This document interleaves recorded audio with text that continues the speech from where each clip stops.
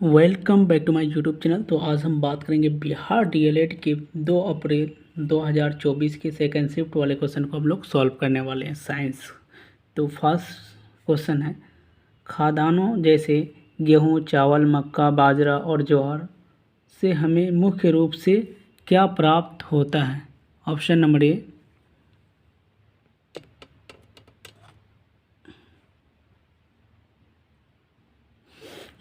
ए protein, वसा, carbohydrate या vitamin और खनिज। तो इसका आंसर हो जाएगा ऑप्शन नंबर सी हो जाएगा, कार्बोहाइड्रेट मिलते हैं। ठीक है, उसके बाद क्वेश्चन नंबर क्या है 52, नीचे दिया हुआ समीकरण किस प्रकार की अभिक्रिया है?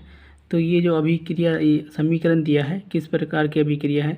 संयोजन अभिक्रिया है, वियोजन अभिक्रिया है, द्विविस्थापन अभिक्रिया है या इनमें से कोई नहीं? तो इसका आंसर हो जाएगा ऑप्शन नंबर सी हो जाएगा, द्विविस्थापन हो जाएगा। उसके बाद देखो 53 क्वेश्चन है, निम्नलिखित में से किसे फल पकाने में प्रयोग किया जाता है? C5H10 या C2H4 या C3H8 या C2H6? तो इसका आंसर हो जाएगा, जो फल पकाने के लिए किया जाता है तो C2H4 हो जाएगा। उसके बाद देखो क्वेश्चन नंबर 54 है, जल का क्वथनांक डैश है, कितना है? 0 डिग्री वायुमंडलीय दाब पर, 100 डिग्री सेल्सियस, 273 केल्विन वायुमंडलीय दाब पर या फिर 0 केल्विन वायुमंडलीय दाब पर? तो इसका आंसर हो जाएगा ऑप्शन नंबर सी बी हो जाएगा, 100 डिग्री सेल्सियस। उसके बाद क्वेश्चन नंबर 55 है, वी हेटेकर ने वर्गीकरण के कितने मानदंडों का उपयोग किया था? तो 1 का, 3 का, 4 का या 5 का? तो इसका आंसर हो जाएगा ऑप्शन नंबर डी हो जाएगा, कितना? 5 का। उसके बाद निम्नलिखित में से कौन संयोजन टीका है जो बच्चों को डिप्थीरिया, काली खांसी और टेटनस के बचाव के लिए दिया जाता है? तो डीपीटी टीका या बीसीजी टीका या टीएबी टीका या फिर एचआईवी टीका? तो इसका आंसर हो जाएगा ऑप्शन नंबर ए हो जाएगा, डीपीटी टीका। उसके देखो क्वेश्चन नंबर है, ओजोन परत में ह्रास इनमें से किसके कारण होता है? कार्बन डाइऑक्साइड के कारण, नाइट्रस ऑक्साइड के कारण, मीथेन के कारण या क्लोरोफ्लोरोकार्बन के कारण? तो इसका आंसर हो जाएगा ऑप्शन नंबर डी हो जाएगा, क्लोरोफ्लोरोकार्बन के कारण। उसके देखो प्राकृतिक पर्यावरण में क्या सम्मिलित है? ऑप्शन नंबर ये है, जीवीय, अजीवीय या दोनों या इनमें से कोई नहीं? तो इसका आंसर हो जाएगा, कौन हो जाएगा? दोनों हो जाएगा। उसके बाद देखिए निम्नलिखित में से क्वेश्चन है 59, निम्नलिखित में से कौन सा पुरुष स्थिरीकरण की एक विधि में है? तो यहाँ पे जो दिया है वैसेक्टोमी या नसबंदी, गोलियाँ या फिर कॉपर्टी या फिर इनमें से कोई नहीं? तो इसका आंसर हो जाएगा ऑप्शन नंबर ए हो जाएगा, नसबंदी हो जाएगा। ठीक है, उसके बाद एक क्वेश्चन है, हम लोग इसको पढ़िए, 20 मीटर प्रति सेकंड के रफ्तार से एक सरल रेखीय पथ पर चल रही बस का त्वरण 4 मीटर प्रति वर्ग सेकंड है, तो 2 सेकंड के पश्चात इसकी चाल होगी, कितनी होगी 2 सेकंड पश्चात? तो यहाँ देख सकते हैं बस की चाल v बराबर हो जाएगा u + at। तो यहाँ पे u कितना है? 20 मीटर है।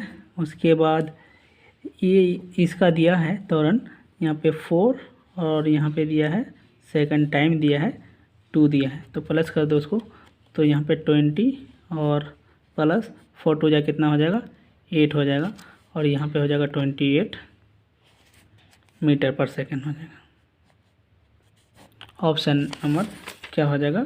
डी हो जाएगा, ऑप्शन नंबर डी। उसके बाद क्वेश्चन नंबर है 61 है, किसी वस्तु का वजन 20 किलोग्राम है तो ये वज़न बराबर है कितना न्यूटन के बराबर होगा? तो इसके लिए अभी इस फॉर्मूला को देख सकते हैं, W वस्तु का वजन बराबर m/g1। तो अब इसमें सबसे पहले दिया है कितना, तो देखिए इसमें ना आपको g का मान याद रखना होगा। g का मान होता है 9.8 होता है, और यहाँ पे दिया है वज़न की ये कितना 20 किलोग्राम। तो यहाँ लिख देते हैं 20 इंटू 9 पॉइंट कितना है 8 है, ठीक है। उसके बाद ये पॉइंट हटाओगे तो नीचे में 10 आ जाएगा, तो ये जीरो कैंसिल।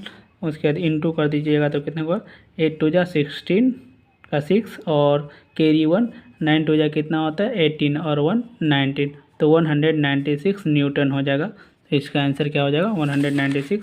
तो इसका ऑप्शन नंबर क्या होगा बी हो जाएगा।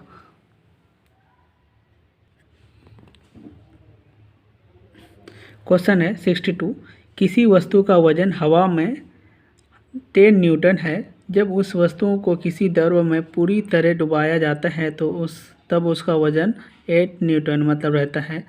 तो उस वस्तु द्वारा हटाए गए द्रव का वजन क्या होगा। तो इसमें क्या होगा करना है कि 10 - 8 कर दोगे ना, उससे निकल जाता है। तो 10 - 8 करोगे तो कितना हो जाएगा 2 हो जाएगा। तो इसका ऑप्शन नंबर डी हो जाएगा, ठीक है। उसके देखिए मनुष्य में ध्वनि की सर्वयता का परिसर है, मतलब उसका सुनने की क्षमता कितना है।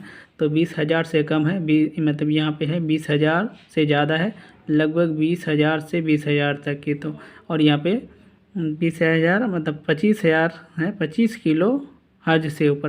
तो इसका आंसर हो जाएगा ऑप्शन नंबर सी 20 हर्ज से 20,000 हर्ज तक, ठीक है। याद रखना ऑप्शन नंबर सी हो जाएगा। उसके बाद देखिए क्वेश्चन है स्रोत उत्पत्ति के आधार पर संसाधनों को कितने भागों में बांटा गया है। तो ऑप्शन नंबर ए है 1 और ऑप्शन नंबर बी है 2, ऑप्शन नंबर सी है 3, ऑप्शन नंबर डी है 4। तो इसका आंसर हो जाएगा ऑप्शन नंबर बी हो जाएगा, कितना हो जाएगा 2 हो जाएगा। उसके बाद देखिए ये तो क्वेश्चन बहुत ईजी है। पृथ्वी के वायुमंडल में पाई जाने वाली गैसों में नाइट्रोजन की मात्रा कितनी होती है। तो ऑप्शन नंबर ए है 0.1, 0.2, 0.4 और 0.7808। तो इसका आंसर हो जाएगा 0.7808 हो जाएगा। उसके बाद देखिए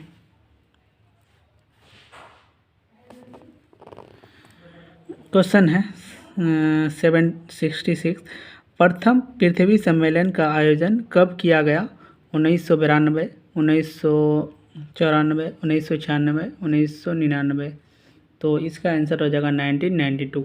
ऑप्शन नंबर ये हो जाएगा, कब किया गया था 1992 में। क्वेश्चन है 67, तापीय ऊर्जा के उत्पादन में किस पदार्थ का प्रयोग किया जाता है। ताप मतलब हीट, तो हीट किससे मिलेगा। जैसे ताप के लिए मतलब हीट के लिए हम लोग क्या करोगे, जल या फिर कोयला या पेट्रोलियम या इनमें से कोई नहीं। तो क्या होगा सबसे अच्छा होता है क्या होता है तापीय के लिए कोयला हो जाएगा, ठीक है। ऑप्शन नंबर बी हो जाएगा। उसके बाद 68 है, विद्युत ऊर्जा का वाणिज्यिक इकाई क्या है। वाट है, वाट पर घंटा, ठीक है। और उसके बाद इकाई या इनमें से कोई नहीं। तो इसका आंसर हो जाएगा ऑप्शन नंबर क्या हो जाएगा सी हो जाएगा, इकाई हो जाएगा, ठीक है। उसके बाद ये क्वेश्चन है, आप लोग बनाइएगा इसको चित्र में, जो चित्र में दिया गया है ओम 3 ओम है, 3 ओम है, फिर इसमें है यहाँ पे ये मतलब ये क्या दिया एक अल्फ़ाबेट दे दिया ए का। तो आप लोग इसको जैसे ही बनाइएगा तो इसका आंसर क्या होगा कमेंट बॉक्स में कमेंट कीजिएगा, ठीक है। तो हम आंसर बता देते हैं 8 होगा इसका, ठीक है। बाकी आप लोग प्रैक्टिस कीजिएगा बनाइएगा। अगर नहीं बनेगा तो फिर हम कल वाला साइंस में एपिसोड में रहेगा जो 4 एपिसोड रहेगा उसमें भी एक है, तो उसको हम डिटेल से 2-3 क्वेश्चन इसी टाइप का करा देंगे, ठीक है। उसके बाद 70 क्वेश्चन है, दाढ़ी बनाने में किस प्रकार के दर्पण का उपयोग किया जाता है। तो अवतल दर्पण का, उत्तल दर्पण का, समतल दर्पण का या इनमें से कोई नहीं। तो इसका आंसर हो जाएगा ऑप्शन नंबर ए हो जाएगा अवतल दर्पण का, ठीक है। अब ये क्वेश्चन देखिए 69 जो क्वेश्चन है ना वो लगभग हर एक सेट में पूछा हुआ है। एक सेट मान लो कि एक दिन छोड़ा है तो दूसरे दिन पूछा है, फिर एक दिन छोड़ा बीच में, फिर दूसरे दिन पूछा है। तो ये क्वेश्चन साइंस के लिए इम्पोर्टेंट माना जाता है क्योंकि हर एक सेट में दिया गया है लगभग एक एक छोड़ करके, तो ये इम्पोर्टेंट है। तो गाइस अगर वीडियो अच्छे लगे तो चैनल को सब्सक्राइब एंड शेयर जरूर करें। Thank you for watching my video, see you again next video.